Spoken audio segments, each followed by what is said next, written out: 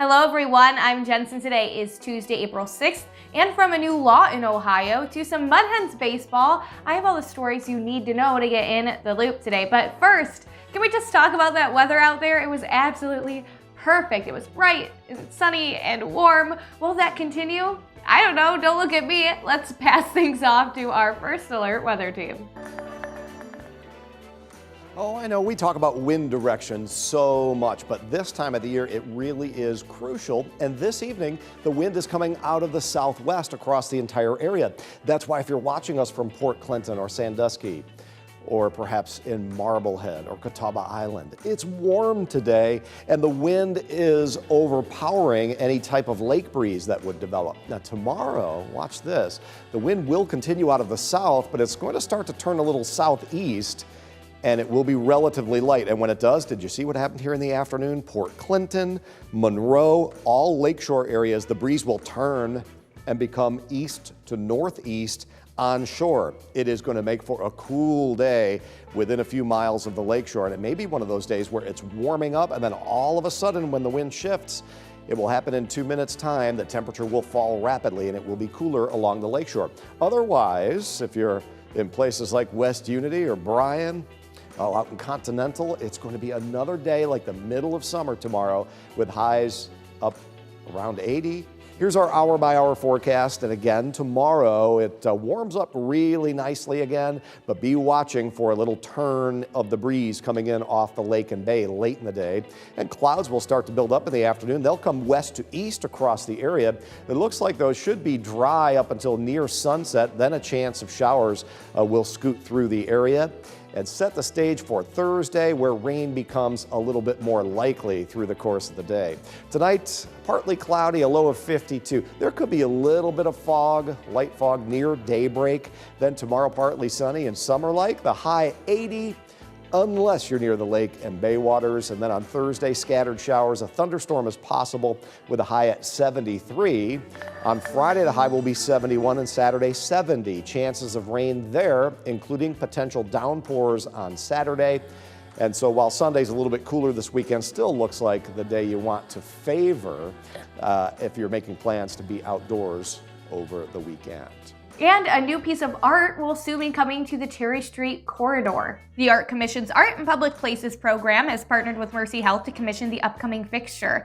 The installation is called Vessel and was created by the artist team RDG Dalquist Studio. You'll be able to find it at the roundabout at Cherry Street and Manhattan Boulevard, and the installation actually began this morning, and it's scheduled to be done by May 2021. So this 20-foot tall sculpture, which is intended to act as a vibrant beacon and landmark as travelers navigate the corridor, was selected from over 60 submissions, so keep your eyes peeled for that. And today, right as the clock struck midnight, Ohio's newest gun bill became law. Stand Your Ground removes a legal requirement for people to attempt to retreat from a confrontation before shooting to kill in perceived self-defense.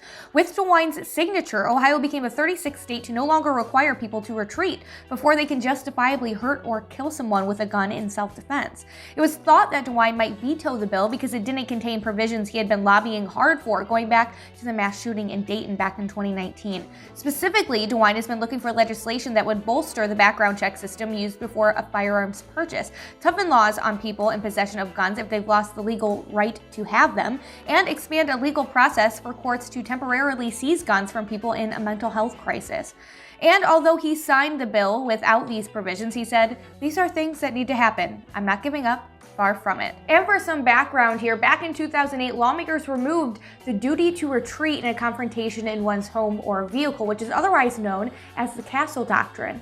This new bill, signed by DeWine just yesterday, expands the Castle Doctrine to almost any place where a person is lawfully present.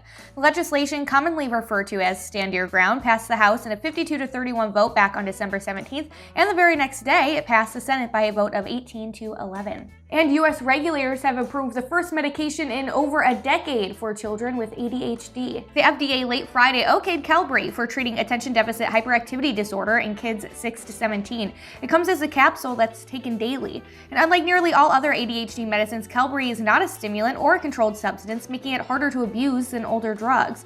That's been a problem with earlier ADHD treatments like Ritalin, nearly all of which contain the stimulants amphetamine and methylphenidate. Qelbree, developed by Supernus Pharmaceuticals of Rockville, Maryland, carries a warning of the potential for suicidal thoughts and behavior, which occurred in fewer than 1% of volunteers in studies of the drug.